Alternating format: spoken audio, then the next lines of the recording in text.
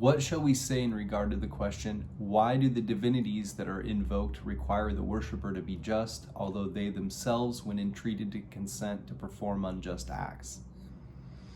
When entreated, consent to perform unjust acts. In reply to this, I am uncertain in respect to what is meant by performing unjust acts, as the same definition may not appear right both to us and to the gods.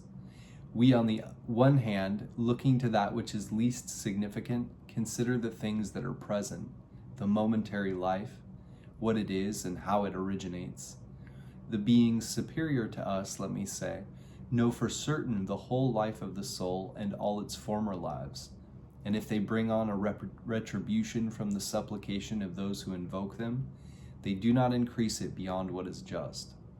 On the contrary, they aim at the sins impressed upon the soul in former lifetimes, which men do not perceive, and so imagine that is unjust that they fall into the misfortunes which they suffer.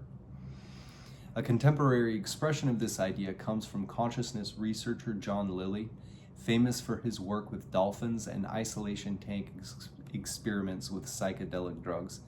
Did he give drugs to dolphins? John Lilly.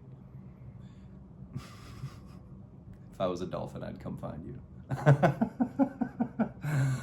Cosmic love, e.g. the spiritual self, is absolutely ruthless and highly indifferent. It teaches its lessons whether you like/dislike them or not. By definition, the gods, archetypes, are not human. Were it possible for them to evolve without human vessels in space-time, presumably we humans would not exist. It is these archetypes, in the guise of our complexes and limiting beliefs, that are being altered by the work. Because the unconscious psyche is a multiverse, it is sometimes very difficult to differentiate just who is advising us. And the self via the oracle will occasionally test us for our ability to use intuitive common sense. Which is to say, when the gods, or the self, become totally unreasonable, we can only go along with them to the limit of our human understanding. Slavish obedience to all injunctions from the unconscious is to sell our souls outright to something that we don't understand. The renunciation of common sense is the renunciation of our most precious birthright. On the other hand, to disobey at will is to put our souls at risk.